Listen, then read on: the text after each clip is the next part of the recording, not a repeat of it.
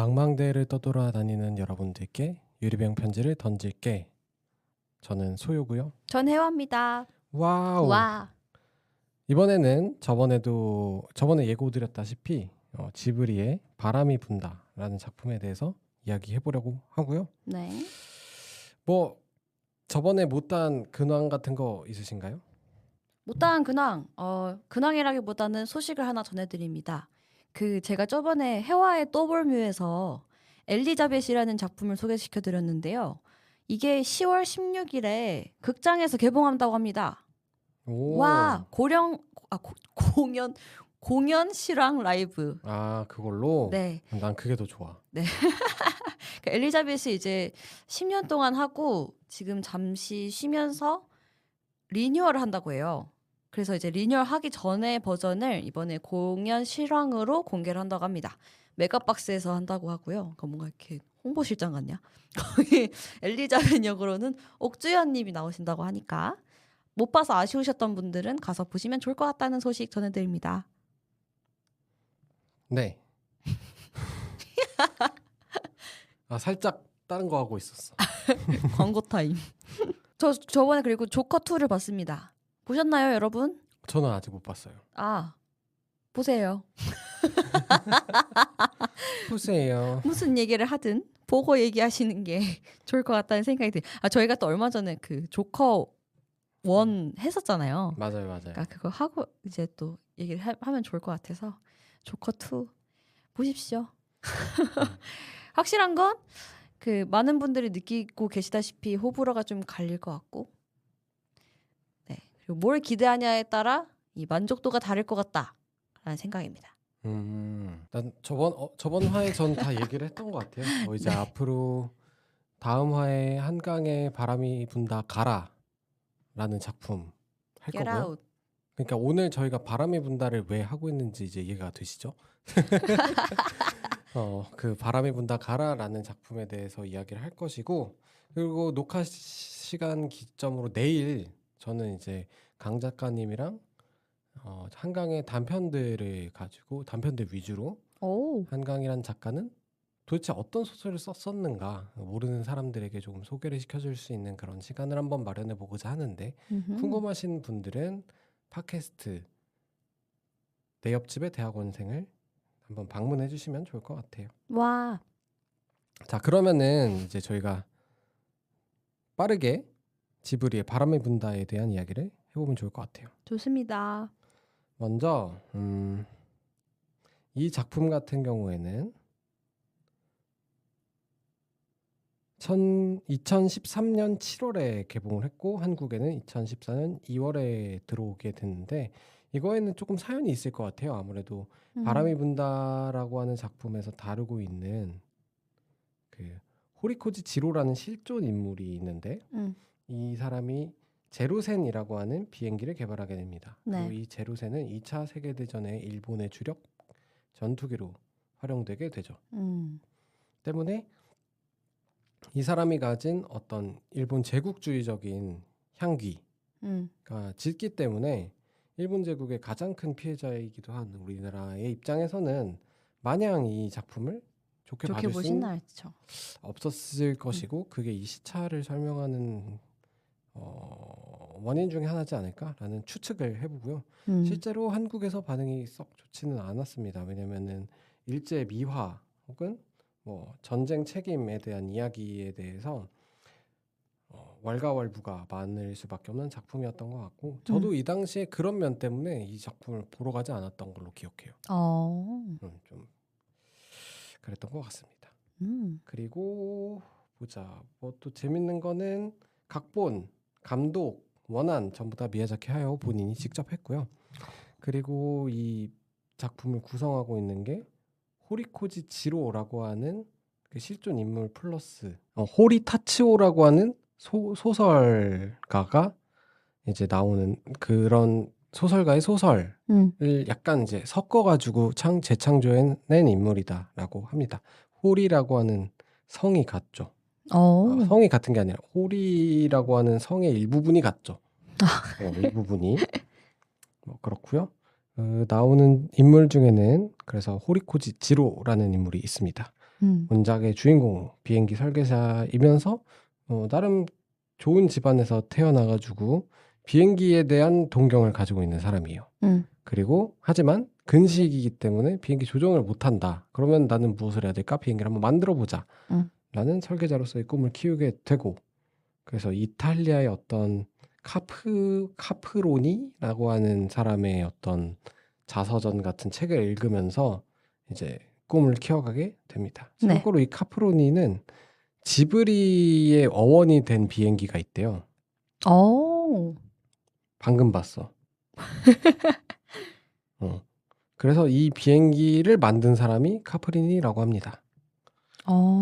그래서 이제 이런 설계자의 꿈을 꾸고 어렸을 때부터 열심히 공부하고 심지어 고등어를 먹다가 고등어 뼈를 발라냈는데 그 뼈의 곡선을 보면서 이걸 비행기에 적용하면 진짜 어떻게 될까를 변태야. 그런 생각을 하는 비행기 변태. 비변입니다. 무슨 느낌인지 확 오죠? 약간 널드 캐릭터. nerd.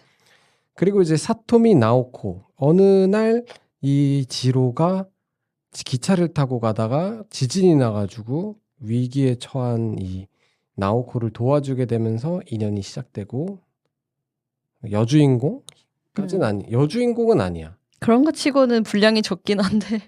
아무튼 이제 히로인, 피앙세 뭐 그런 느낌 있고, 이제 이 지로의 꿈속에서 등장하는 카프로니 백작이 있습니다. 꿈속에 나타나서 이제 지로의 어떤 평범한 어떤 인간의 삶과 그러니까 이렇게 지브리는 일상과 판타지를 넘나드는 그런 게 매력이라고 한다면, 여기서는 지로가 꿈을 통해 카프로니 백작과 함께 이 판타지적인 어떤 비행기 덕후의 꿈의 생활을 펼쳐지는 그런 공간을 만들어내는데, 거기에 이제 주인공처럼 나오죠. 그다음에 혼조 기로는 이제 지로의 동료, 개발자, 그리고 역사적으로 존재하는 인물이라 그래요. 육상 공격기의 개발자라고 하고, 어렸을 때부터 같이 이제 비행기 설계사의 꿈을 꿨던 그런 사람이라고 합니다. 그리고 쿠로카와라고 하는 상사가 있고, 되게 능력 있는 어떤 리더라는 생각을 했어요. 그러니까 능력 있는 개발자가 지로라 그러면은 그런 사람들을 다루고 적재적소에 잘 이렇게 임용을 하고 잘 믿어주고, 이 믿어주는 게 얼마나 중요한지는 여러분들이 직장 생활을 해보면 알 겁니다. 잘 믿어주고, 맞아. 그리고 이제 보호도 해주고, 이게 사실 리더가 해야 될 역할이죠. 어떤 이 외부적인 상황들로부터 보호를 해주고, 딱 믿어주고, 딱 적절한 일을 맡겨주고, 이것만 잘해도 최고의 리더지 않을까. 멋있는 리더. 그다음에 카스트로프라고 하는 독일인 이런 사람이 있는데, 어느 날 갑자기 마주치게 돼가지고 친해지고 뭐 그렇습니다. 근데 이 사람이 갑자기 이제 반전주의적인 얘기를 해주죠. 이거 아니었으면 별로 반전주의적인 얘기가 없었어요. 예. 그것도 그렇고 솔직히 생긴 게 너무 무섭게 생겨서 난 나쁜 사람인 줄 알았어. 그리고 갑자기 막 그 화분을 카페에서 음식을 시키는데 화분이 나오는 거예요. 화분에 있는 그 풀을 뜯어먹어 막 포크로. 나 그게 뭔지 너무 궁금했어. 샐러드가 그렇게 생긴 샐러드가 있나? 웃겨. 뭐 그리고 지로의 동생, 엄마 뭐 이런 사람들이 막 나옵니다. 자, 그래서 이야기의 시작은 지로가 어느 날 이제 그 꿈속에서 비행기를 타고 저기 보이는 어떤 하늘을 향해 막 열심히 날아가다가 미지의 그런 함선? 검은 함선을 마주해서 추락하는 꿈을 꾸는 걸로 시작됩니다. 어린 이제 지로는 이렇게 나타나가지고 나름 유복한 집안에서 잘 자라고 이제 되게 학업에 충실하기도 하고 정의롭기도 하고 사기캐. 그리고 엄마도 그런 이제 막 내 후배들을 괴롭히는 애들을 혼내주고 돌아온 지로의 어떤 그 꾀죄죄한 모습을 보면서 무척 용감한 모습이구나 이렇게 얘기를 해주죠. 이게 뭐야? 이게 말도 안 되지 않나. 진짜. 그러니까 말도 안 되게 어린 시절은 미화에 가깝게 묘사를 해주더라고요. 맞아. 그래서 전쟁 미화적인 모습은 여기서 좀 나타나지 않을까? 라는 생각을 했는데 전 그렇게 생각해요. 이런 어린 시절 꿈을 가득히 키우던 정의로운 소년이 이렇게 사회의 그 꿈을 이뤄가는 과정에서 어떻게 때묻게 되는가에 대한 이야기이지 않을까를 여기서 좀 추측했던 것 같아요. 실제로 어느 정도 그런 면이 있죠. 그리고 또 이 꿈속에서 이제 맞아 그 담임 선생님으로부터 이제 비행기 잡지를 받아요. 카프로니가 쓴 책을 받아가지고 집에 와가지고 동생이 오빠 나랑 이거 하기로 놀기로 했잖아. 그러니까 공부해야 돼. 묵묵부답 꿋꿋하게 올라가가지고 동생 방까지 오게 만들죠. 와가지고 나랑 놀아줘 하니까 공부해야 돼. 그러면서 이제 공부를 하고 저녁에 이제 기와에 지붕에 올라가지고 별을 보고 있는데 옆에 이제 동생이 오죠. 동생이 와가지고 별똥별이 보인다 뭐 이렇게 하면서 꿈으로 자연스럽게 넘어가가지고 꿈속에 카프로니와 함께 이제 비행기를 타고 그가 만든 비행기를 타고 비행기 곳곳을 누비면서 나도 비행기를 만들어야겠다라는 꿈을 꾸게 되는 그런 장면이 나오죠. 나는 비행기 설계사가 될 거예요, 엄마. 그럼 다시 보니까 첫 번째 꿈은 비행기 조종사가 됐는데 맞아. 그거를 어떻게 하려고 안경을 끼니까 막 그게 막 시야가 이상해져가지고 추락하는 꿈이었구나. 맞아. 그러니까 비행기 조종사로서의 꿈이 좌절되는 걸 그렇게 표현하고 있구나. 아는데 말 안 하셨죠? 죄송합니다. 저는 몰랐고 다시 몰랐나요? 다시 보니까 그렇네. 여기서 비행기 조종사의 꿈을 다시 꾸게 되는 요 장면이구나. 그러니까 어쨌든 비행기에 대한 동경을 가지고 있습니다. 이건 미야자키 하야오와 똑같죠. 비행기에 환장한 사람이거든요. 진짜 비행기 많이 나오잖아요. 없는 작품 없어요. 우리가 언급한 작품 보면은 심지어 센가치로에는 안 나오나? 하울에도 나오고 뭐 나우시카나 라프텔이나 뭐 다 비행기. 붉은 돼지 비행기. 그래서 이 비행기를 넘나들면서 그런 꿈을 꿉니다. 이런 꿈의 장면이 계속 삽입되잖아요. 근데 지루의 자서전적인 이야기가 계속 나오면 노잼일 것 같아. 맞아. 지브리답지도 않을 것 같은데 이런 꿈이 계속 삽입되면서 우리가 지브리에 기대한 어떤 미장센적인 측면들을 계속 챙겨주고 있다. 그리고 그래요. 그래서 이제 꿈 많은 청년이 된 지로는 서울에 있는 서울이란다. 도시에 있는 학교로 상경하기 위해 이렇게 짐가방을 타고 이제 3등석에 타가지고 올라가고 있습니다. 근데 이 성인이 된 지로의 목소리가 어땠나요? 나 괜찮은데? 일본어 원어로 들었죠. 약간 어색함이 없었어? 그런가? 아무 생각 안 들었어. 나는 근데 보고 옛날 작품인 줄 알았어요. 왜?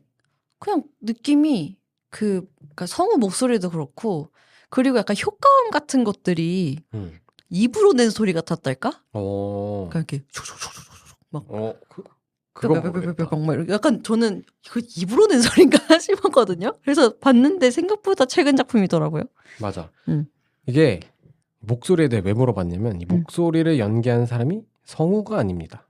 오잉? 진짜? 배우도 아니에요. 그러면 나래. 무엇이냐? 바로 신세기 에반게리온으로 유명한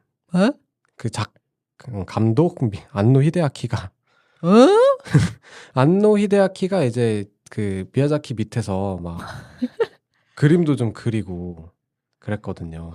상상도 못한 정체. 그런 인연이기도 하고 어쨌든 거장 레벨의 반열에서 이제 대가인 미야자키 하야오가 있고 그 신카이 마코토가 흥행하기 전까지 이제 지브리 작품들 제외하고 가장 많은 매출을 냈던 게 이제 그 안노 히데아키의 에반게리온 파였나 그랬을 거예요. 아무튼 그래서 어쨌든 대가끼리 어떤 이렇게 신분으로 이렇게 나왔다고 알고 있어요. 너무 신기하다. 그러니까 그걸 알고 들으니까 목소리가 좀 이상한 거야. 약간. 진짜? 약간 어눌한 거야. 모르고 보기 잘했다. 어눌한 거예요. 근데 그래서 한국어 원어도 있길래 설정해서 들으려다가 그래 뭐 안노 아저씨 목소리가 어떤지 끝까지 들어봐야지. 이러고 아니, 들어봤습니다. 괜찮은데? 괜찮은데 알고 들으면 조금 그렇구나. 성우의 그러니까 연기자의 느낌이 아니긴 하다. 특히 첫 장면에서 이제 그 이름이 뭐야? 지로? 아니 나오코와 만나잖아요. 아, 네, 나오코가 이제 외국 프랑스어였나? 프랑스어로 바람이 분다. 독일어인가? 프랑스어인가 아무튼. 독일어 아니 프랑스어로 알고 있는데 아무튼 바람이 분다 이렇게 얘기를 해요. 거기에 이제 어떻게든 살아야 된다라고 받아치죠. 이걸 곱씹는 대사를 할 때 발음이 어눌하긴 하다라는 걸 좀 느꼈습니다. 아니 나는 그냥 원래 일본식 발음이 그러니까 영어를 하든 프랑스어를 하든 아무튼 알고 들으면 재밌는 포인트였어요. 웃긴다. 그래서 안노와 미야상 이 두 사람의 조합 재밌다. 재밌네. 특히 이제 좀 아는 분들이 들으면 좀 재밌을 것 같아요. 아무튼 이제 바람에 분다 어떻게든 살아야 된다가 이 작품의 메인 그 어떤 테마 같은 거고 그 중에서 어떻게든 살아야 된다를 떼어내고 바람이 분다만 적어놓은 거죠. 그래서 이 작품의 제목을 생각하면서 이 작품을 좀 감상하면 또 무슨 말을 하고 싶은지가 다 너무 좀 명확하게 보이는 부분도 있는 것 같아요. 그래서 아까 말한 대로 지진이 벌어지고 이제 지로는 이 여자아이를 도와주게 됩니다. 도와주고 이 여자아이는 보답을 하고 싶어하고 사람들도 이름만이라도 알려주세요 하는데 쿨하게 가죠. 쌍남자가 아닐 수 없습니다. 사기캐야 진짜. 그러니까 여기까지 보면은 정말 바르고 정의로운 소년이라는 점이 나오고 근데 이거를 또 한 번 나중에 꼬집어요. 호텔방에서 이제 친구랑 같이 있는데 카스테라를 어려운 소년에게 주려고 했던 지로에게 너 그거 위선이야. 딱 지적을 하는 면에서 이런 어떤 모습들이 어떻게 보면은 위선적일 수도 있겠다 하는 얘기들이 어느 정도 들어가죠. 유복하게 자라서 그래. 맞아. 근데 나라면 카스테라 그냥 먹었을 것 같아.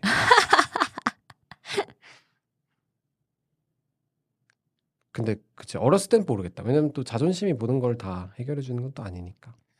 카스테라 맛있지. 진짜 맛있어. 아무튼 그렇게 해가지고 이제 쿨하게 떠난 쌍남자 지로는 이제 학교를 가서 아주 열심히 공부를 하고 아까 말한 대로 그 고등어를 먹으면서 그 뼈의 모습을 보면서 이 비행기를 상상할 정도로 변태같이 열심히 공부를 합니다. 네. 근데 이 중간에 선물 주고 가잖아. 이게 누구야? 그거 아니야? 그 여자? 업고 가네? 그렇지 이제 그 여자의 옆에서 있던 그. 그럼 어떻게 알았지? 난 그걸 내가 열심히 안 봤나? 이런 생각을 했습니다. 어떻게 알았을까? 영화적 허용을 하고 합시다. 그래서 나중에 동생이 이제 찾아오잖아요. 동생이 줬다는 건가? 근데 그냥 넘어갔어. 왜냐면 제가 이 영화를 오늘 아침에 보고 나왔거든요. 시간이 촉박했기 때문에. 아 맞아. 이거 근데 이 지로가 캔 모자를 쓰고 나오는 장면이 있어요. 최강록 셀프 같지 않아? 나야 지로. 들기름. 정말 아예 상관없는 얘기인데 저 그 흑백 요리사 보면서 그 엄마가 해줬을 것 같은 맛이 있어요. 저는 아빠지만 한참을 웃었어요 진짜. 한참 웃었어 진짜. 아 사람이 너무 매력적이야. 나중에 최강록 MBTI 검사하는 유튜브를 한번 보십시오. 아 진짜 그런 게 있어요? 진짜 웃김. 아 재밌어. 예능신이 있어 어느 정도 맞아. 있어. 유재석이 좋아할 것 같은 사람이 뭔지 알죠? 무해한데 약간 나사 빠져있는. 유재석이 좋아할 것 같아. 아무튼 그리하여 이제 동생이랑 막 얘기를 합니다. 동생이 나는 의대에 가고 싶어 이러는데 이제 좋아 엄마한테 말해줄게. 난 오빠랑 맞아 오빠랑 같이 살고 싶어. 의대에 가고 싶은데 여기 나와 살려면 혼자는 안 될 것 같아 라고 하니까 같이 살자. 다메. 이마와 다메. 단호해. 나빠. 왜냐면 이제 난 나고야에 가야 하거든. 이라고 합니다. 대신 엄마한테 내가 말 한번 잘해볼게. 이렇게 하는데 나고야에 가게 되는 이유는 비행기 회사에 취직했기 때문입니다. 그래서 이제 친구인 그 기로와 함께 혼소 기로와 함께 이제 그 회사에 취직하게 됩니다. 취직하니까 바로 너 지금 우리 그 연결 부분에 대한 그거를 빨리 가서 넘겨야 되니까 빨리 해. 막 해요. 빨리 했어 또. 밥 먹고 점심시간에 근데 저기 한번 실제 된 거를 보고 싶다. 보러 가요. 근데 내가 만들어 놓은 거랑 이미 돼 있는 거야. 아 이거 시험을 준 거구나. 어쩐지 신입에게.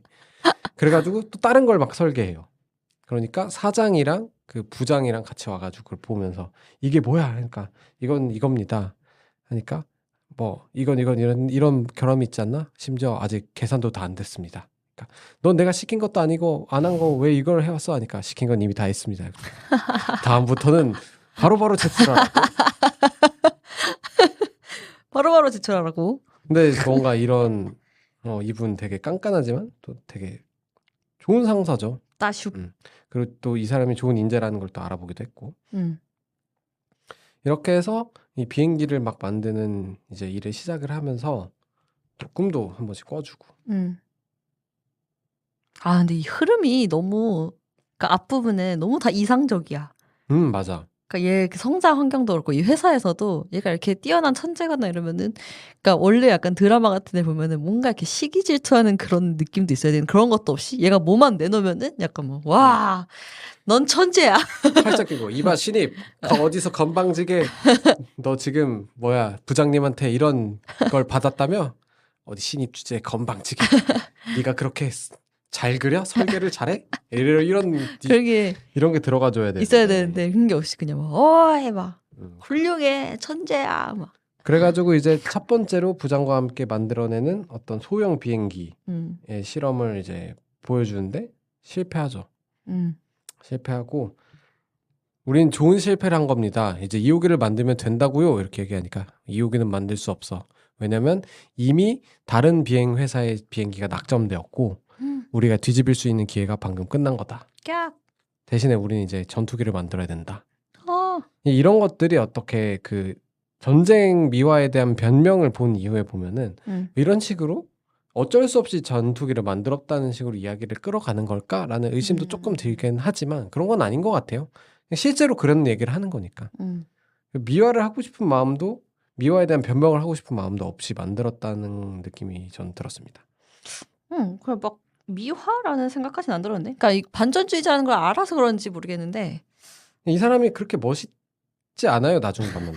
맞아. 처음엔 멋있어. 나도 그래가지고 약간 좀 되게 멋있는데? 약간 이상적인 남성인데? 이랬는데 뒤에 가면 약간 짜치네. 그 카스테라 이 이후에 그 카스테라 에피소드가 나오죠. 그러면서 친구와 함께 독일 견학을 가게 됩니다.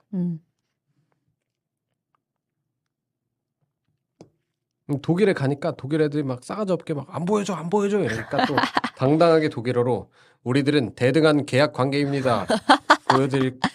봐야 될 권리가 있다고요. 이러면서 되게 젠틀하게 얘기를 하니까 또 그러라고. 좋아 4달러 이렇게 해서 하게 됩니다.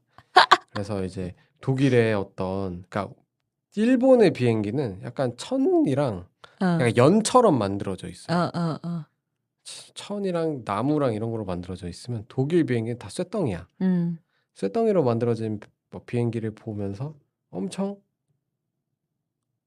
충격을 많이 친구는 막 충격과 열등감에 빠지는 반면 지금 또 꿈쩍 안 해. 나라면 어떻게 할까? 지금 담배 꼬나물면서 막. 여기까지도 그 어떤 평온한 천재 너드의 모습을 보여주죠. 근데 알고 보니까 이 기로짱도 비슷하게 업적이 많은 사람이던데. 아, 그래? 그래서 이제 독일의 어떤 선진 문물을 배웁니다. 그러면서 또 특히나 이제 다른 직원들은 빨리 일본으로 돌아오고 너 지로는 세계를 서쪽을 더 여행하고 와. 보고 오죠. 너무 착해 길어. 아니, 착하기도 한데 이제 또 사람들이 그거 알고 다 밀어줘. 아, 그치. 이런 것도 이 전쟁 통해서 음, 이렇게 또 럭키하게 살 수 있는가. 럭키 지로. 그러면서 이제 저기 또 카프리제상이 꿈에 나옵니다. 꿈에 나와가지고 이건 그 미야자키 하야오가 이 작품도 약간 은퇴를 위해 준비한 작품이라고 했잖아요. 그러다 보니까 자신의 어떤 그 성격을 가감없이 투자했다고 느껴왔어요. 그러니까 옛날 같으면은 이 카프리제의 꿈속에 있는 카프리제 비행기, 나의 은퇴 비행식을 보아주게 이러면서 비행기를 막 끌고 나오잖아요. 그럼 이 비행기에 어린 아이들이 타고 있었어야 될 것 같거든요. 예쁜 여자들이 타 있어. 맞아. 맞아. 그러니까 붉은 대지에는 어린 아이들이 타 있었어요. 근데 이제 저는 이게 그 미야자키의 본성 드러내기 3부작 중에 두 번째에 해당한다. 붉은 돼지 바람이 분다. 그대들 어떻게 살 것인가라고 하면 바람이 분다에서는 그 쭉쭉빵빵한 언니들이 타 있어요. 물론 지브리식이니까 그렇게 과장되게 그리진 않지만 예쁜 누나들이 막 타 있어. 나는 그래가지고 보고 웬일이래? 막 이랬는데. 어린아이들이 타 있을 것 같은데 그러지 않다. 그래서 이제 카프리제라는 어떤 마초적인 남성성을 가진 이상의 존재를 그려내는데 그게 되게 낯설지만 신비롭고 좋았다. 좋았다? 신비롭고 재밌었다. 여기서는 비행기가 어떤 파괴의 도구가 될 수도 있다. 이런 식으로. 왜냐면 이제 민간선이 아니라 군용선을 전투기를 만들어야 되는 입장에 처했으니까. 저는 그냥 아름다운 비행기를 만들고 싶어요 하면서 거의 내가 생각해놨던 건 여기 있어. 약간 종이 비행기처럼 생긴. 아직 엔진도 그리고 뭐 어떤 이런저런 것도 아직 완성되지 않은 상태지만 난 지금 벌써 이만큼의 꿈을 꾸고 있어요. 그러면서 이제 앞으로 나아가려는 그런 장면을 보여줍니다. 그리고 다시 일본으로 돌아옵니다. 팀장 하라고. 부장이 와가지고 잠깐 저기 카페로 와 해가지고 카페요? 지금 회의해야 되는데요? 미루고 와. 알겠습니다 하고 가죠. 가니까 이제 팀장이랑 사장이랑 와가지고 자네 이걸 한번 봐보게. 막 보고 있어.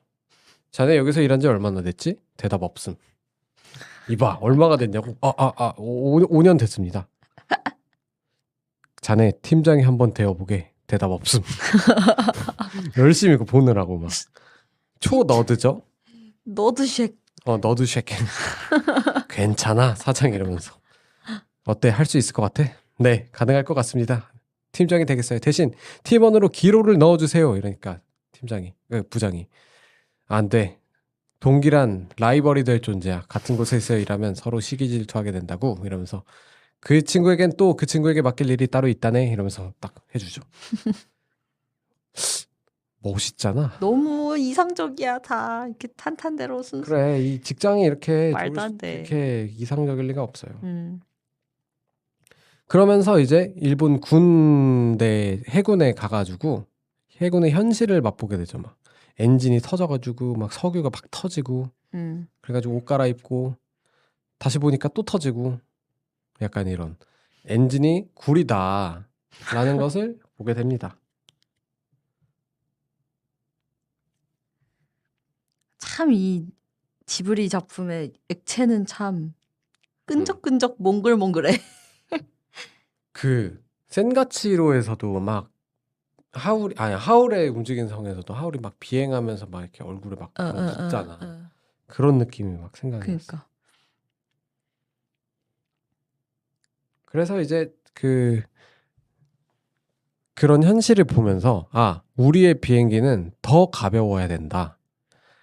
더 가볍고 더 튼튼해야 된다라고 해서 일단 시험 1호기를 만듭니다. 만들어서 시험 비행을 날렸지만 그 시작은 창대했지만 끝이 좋지 않았던 것 같아요. 그래서 약간 여기는 뇌피셜입니다. 아무로 추측하기로는 이제 저희 부장이 너 어디 날씨 좋은 곳에서 머리 좀 식히고 와 했던 것 같아요. 그래서 구비구비 산속으로 가죠. 그래서 꿈속에서 그 비행기가 망가진 장면이 보입니다. 근데 그 알프스산 같은 그 언덕배기에서 어떤 소녀가 그림을 그리고 있어요. 그 소녀가 바로 사토미 나오코죠. 나오코랑 나오코의 아빠가 그 같은 곳에 있었던 같은 호텔에 머물고 있었던 겁니다. 이런 운명의 그러니까 이거 여기까지도 완벽해. 그니까 갓백희. 어떻게 사람 인생이 이럴 수가 있죠? 그러니까 나도 분명히 어렸을 때 이렇게 누군가에게 감동을 준 적이 있었겠지. 또 받은 적도 있었을 거야. 그치. 하지만 어느 날 우연히 옆에서 그 친구를 마주한 적은 단 한 번도 없습니다. 그럼요. 단 한 번도 없어요. 이런 그리고 설령 있었다고 해도 그런 적은 있었어. 중학교 동창이랑 같이 알바를 하게 된 적은 있었어. 오. 근데 난 걔를 기억을 하나도 못해. 근데 걔가 막 되게 반가워하는 거야. 하지만 난 그때 여자친구가 있었어. 그리고 걔도 한 3주인가 있다가 남자친구 생겼다고 막 엄청 수줍어했어. 엄청 수줍어했다고? 뭐하러? 걔도 뭐 처음 연애하는 게 부끄러웠나 봐. 아. 약간 어릴 때였거든. 그러니까 뭐 그런 일은 있었습니다만 딱히 이런 상황은 벌어지지 않거든요. 너무 영화야. 그래, 영화야. 우리 이런 거 아쉬워. 보면서 사람들이 이렇게 헛된 기대감을 얻게 만드는 거. 짜증나. 짜증나. 우리네 인생은 평범하다는 걸 여러분의 옆을 잘 둘러보시기 바랍니다. 아무튼 그래가지고 이제 이 여자는 먼저 알아봐요. 근데 지로는 알아보지 못하고 있는데 어느 날 이제 혼자 이제 또 근처를 산책하고 있는 지로가 개울가 앞에서 나오코를 마주합니다. 나오코가 이게 있으니까 제가 방해를 했나 보네요 하니까 아니에요. 이 샘물에게 당신이 와달라고 빌고 있었는데 하면서 집을 짜죠. 근데 멘트 이렇게 플러팅 들어오면 쉽지 않아. 어디서 이런 얘기 들어봐. 날 보고 싶다고 샘물한테 빌었대. 어떨 것 같아?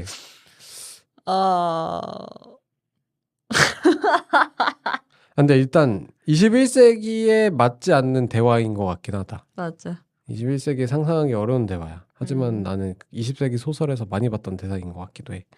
심지어 근데 나오코가 결핵을 앓고 있는 거예요. 이런. 그래서 둘이 이제 사랑에 빠져요. 그래가지고 옆에 있는 그 독일인 아저씨랑 막 얘기하다가 좋아하는 사람이 생겼거든요. 옆에 있는 아저씨가 자네 좋아하는 사람이 사랑에 빠졌군. 하지만 이 휴양지에서의 사랑은 오래가지 않아. 이랬더니 저는 다릅니다. 그러니까 옆에 있던 이제 그 나오코의 아버지가 혹시 그 사랑에 빠진 상대가 내 딸인가? 네, 그렇습니다. 하지만 내 딸은 하니까 위에서 이제 나타나죠, 나오코가. 저도 같은 생각이에요. 하지만 할 말이 있어요. 저 결핵을 앓고 있어요.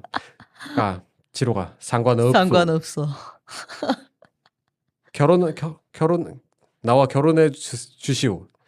좋아요. 하지만 이 병이 나은 다음에 하도록 하죠. 조금만 기다려주세요. 그렇게 하지. 100년도 기다릴 수 있어. 맞아. 100년도 기다릴 수 있어. 손을 잡기. 개뿔 이 자식. 100년 못 갑니다. 이 결핵이라는 게 이 당시 딱 요 시대에 낭만의 메타포였어요. 드라마에도 진짜 많이 나왔어. 왜냐면 결핵. 그쵸. 1900년대 초반에 시인들 에드가 앨런 포라든지 그러니까 요 유럽의 그러니까 결핵이 그때 유행을 했었고 이제 시인들이 실제로 결핵을 앓았거나 결핵을 앓는 사람을 좋아했거나 아니면 뭐 아내가 결핵을 앓았거나 아니면 남편이 결핵을 앓았거나 뭐 여동생이 결핵을 앓았거나 뭐 이런 식이에요. 결핵을 많이 앓았으니까. 근데 결핵을 앓는 환자들의 특징이 핏기가 없으니까 얼굴이 하얗습니다. 그리고 이제 산속에서 요양을 하죠. 그러니까 어떤 그 신비감이 생기는 거야. 하얗고 나약하지만 뭔가 지켜주고 싶은 그리고 젊은데 죽어가는 요절한 그런데 그 사람이 예술가야. 이런 이 모든 것들이 어떤 이미지 속에서 클리셰가 돼가지고 낭만주의의 메타포가 됐어요. 그게 좋던 나쁘던 그랬다는 사실. 요 지로의 사람 그 연인도 마찬가지죠. 아무튼 어느 날 이 방에서 이제 같이 밥 먹기로 했는데 이제 밥을 못 먹게 돼가지고 독일인 아저씨랑 이제 같이 담배 피면서 막 얘기를 하는데 이제 그런 얘기를 하죠. 이곳은 모든 걸 잊기 좋은 장소입니다. 중국과의 전쟁, 괴뢰국 만주국 설립, 뭐 독일의 세계과의 전쟁 이런 건 다 잊어버려요. 이런 식으로 얘기를 하고. 무섭게 생겼어. 독일인 음. 아저씨. 독일도 또 전쟁을 할 건가요? 그건 잘 모르겠습니다. 하지만 일본은 곧 파멸할 거예요. 독일도 마찬가지죠. 그러니까 다 잊어버려요. 다 이런 식으로 얘기를 하는 거예요. 이 장면이 유일하게 전쟁에 대한 어떤 경각심을 언급하는 유일한 장면인 것 같습니다. 나이 장면이 이렇게 잠깐이라도 있어서 그나마 좀 이렇게 미워라고 안 느껴졌던 것 같은데. 근데 그런 느낌은 있어요. 이제 지로라는 캐릭터가 그런 사람 있잖아요. 저는 정치 성향이 없는 게 저 정치 성향입니다라고 말하는 사람들이 있어요. 그런 사람들은 실제로는 그러지 않을 확률이 굉장히 높긴 합니다. 나 그렇게 진짜 본인이 얘기한 사람 중에서 정치 성향이 진짜 없는 사람 몇 명 못 봤어. 하지만 실제로 그런 사람들에 가깝지 않을까? 지로가 약간 그런 걸 회피하는 그런 맞아. 걸 느꼈습니다. 회피형 인간 같아. 아무튼 그렇게 해가지고 이제 나오토와 비행기를 막 서로 로미오와 줄리엣처럼 쭉 받으면서 결혼을 하기로 하고요. 근데 이제 난리가 없어요. 결핵이 낫지 않습니다. 그 당시의 의술로는 결핵을 낫게 할 수 없었고 나오토는 계속 아파하고 지로는 이제 계속 어떤 새로운 투자를 받고 그다음에 신기술로 만든 부품들을 구해가지고 자신의 이상 속에 있는 비행기를 완성하고자 노력을 해요. 그리고 나오토는 점점 아파지죠. 그래서 나오토의 아프다는 소식을 듣고 헐레벌떡 달려가가지고 정원을 막 정문이 아니라 정원을 가로질러가지고 가서 그녀에게 키스를 해주기도 하고 그래서 결국에는 데려와요. 그래서 짧은 신혼생활을 함께 하죠. 그렇게 하면서 이제 비행기 얘기를 하게 되고 그랬더니 동생이 와가지고 언니 너무 불쌍해. 얼마나 아픈지 알아요? 하지만 남자에게는 일이 더 중요한 법이야. 이러면서 일하러 가죠. 동생도 너무 착해. 다 좋아. 나쁜 건 지로뿐이야 이제. 맞아. 왜냐면 지로가 이제 비행기를 만들어야겠다는 그 열망 때문에 아내 가정에 굉장히 소홀하죠. 소홀해서는 안 되는 가정임에도 불구하고 이기적인 색. 그래서 급하게 결혼을 대충 해가지고 같이 사는데 그 와중에 이제 비행기 개발에 이제 몰두하고 비행기는 거의 완성에 가깝게 다가가고 있습니다. 그러다가 나오토는 결국에는 떠나죠. 병원으로 떠납니다. 죽기 직전이니까 이런 아픈 모습을 보여주기 싫어서 막 화장을 몰래 한다고. 참 지독한 사랑이야. 이씨. 사랑이 참 지독해. 그리고 마침내 그 제로센이라는 비행기, 그 지로가 꿈속에서만 그리던 종이 비행기와 같은 비행기도 완성이 돼서 이제 비행기가 전쟁에 활용되게 되는 거죠. 여기서 갑자기 영화가 끝나요. 네. 제로센이 개발되게 된다. 하지만 그 전쟁이 끝나고 잔뜩 박살난 제로센의 폐허를 바라보면서 결국 돌아온 비행기는 하나도 없었다라고 이렇게 말하면서 혼자 고독하게 걸어가는 지로의 모습을 마지막으로 영화가 끝납니다. 생각보다 결말이 허무해요. 허무하고 후다닥 끝나는 감이 있어요. 그러니까 나는 이 작품을 나오토와의 어떤 연애 같은 걸로 풀어낸 사람들을 많이 봤거든요. 막 검색하면서 나오토 되게 분량 짧아. 맞아. 중간에 비행기 개발하기 위해 노력하는 지로의 모습이 더 컸던 것 같아. 훨씬 컸던 것 같은데. 그러니까 어떻게 보면 하나의 순수한 인물이 자기의 꿈을 이루기 위해서 노력하는 과정에서 그 순수한 꿈을 향해 나아가지만 그 환경은 절대 순수하지 못했고 결국에는 그 사람의 삶도 순수하지 못하는 게 마감되는구나. 결국 그런 것들은 다 회피되고 아파하고 있는 자신의 사랑과 그리고 자신의 신념에 맞지 않은 다른 사람을 괴롭히기 위해 만들어진 전투기를 만들면서도 그런 것들은 싹 모른 척하고 아름다운 비행기를 만들기 위해서 나아가는 모습이 그려지는 거죠. 그래서 그 순수한 꿈이 어떻게 떼묻어 가는가를 보여주는 작품이지 않을까? 맞아. 왜냐면 이거를 미화하지 않은 것 같아요. 뒤에 가면은 아름답지 않게 끝나. 멋있는가? 호리코시 지로가 멋있게 끝났는가는 전혀 아니었다고 보기 때문에 그렇게 봤습니다. 그러니까 약간 그 잠깐의 그 사랑 장면이 좀 붕 뜬 느낌도 없지 않아 있고, 그리고 마지막에 그렇기도 하네. 그럼에도 살아가야 한다.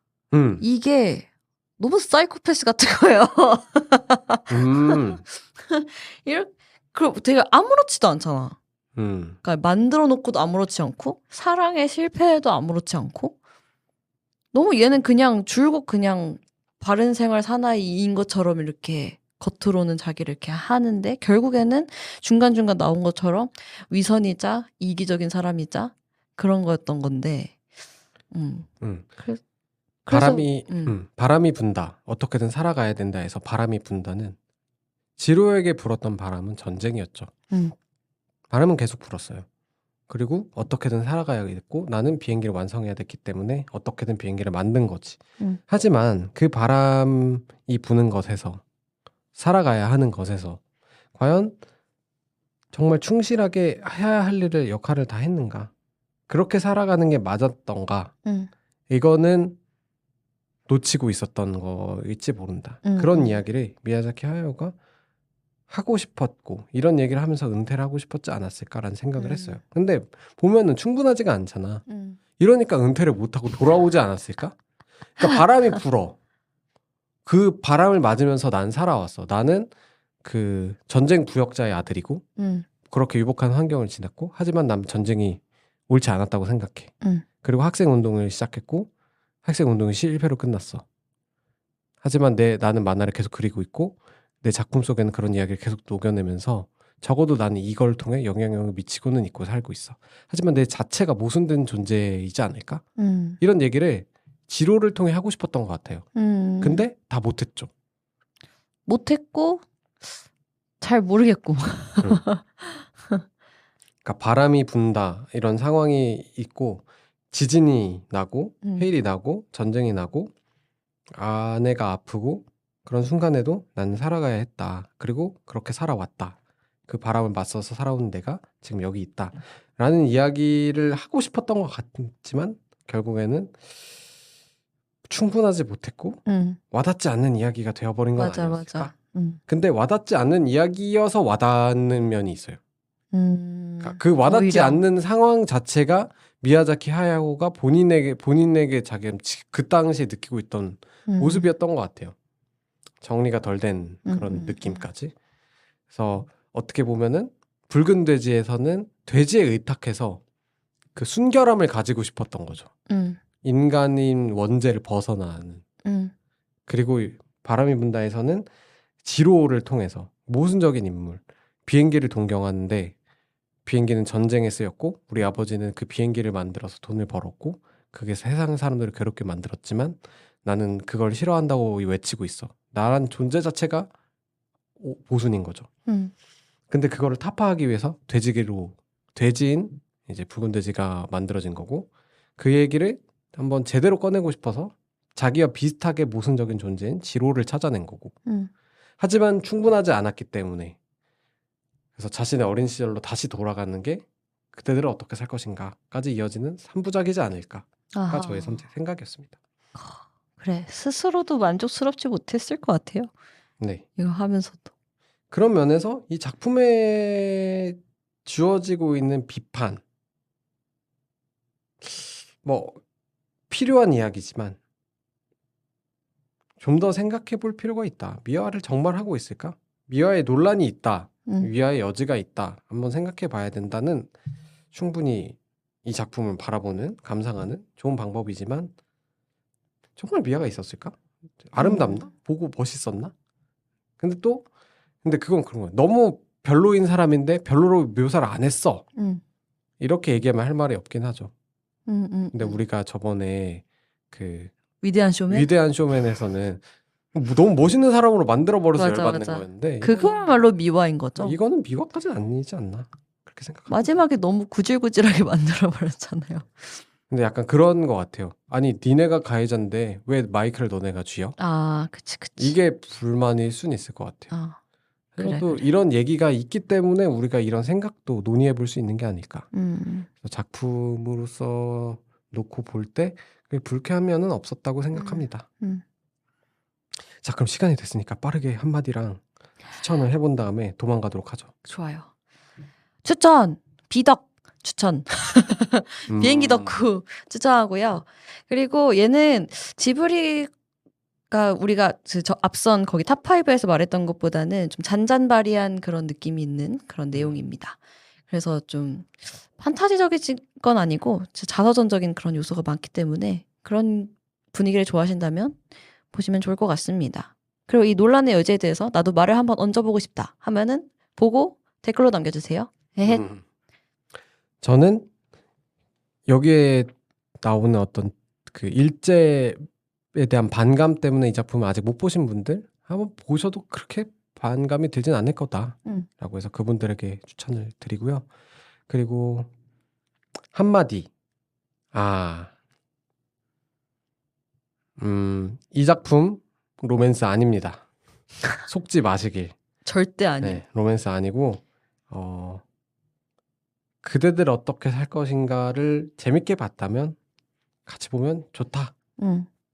여기까지 하겠습니다. 네. 망망대해를 떠돌아다니는 여러분들께 유리병 편지를 던질게. 지금까지 들어주셔서 감사합니다.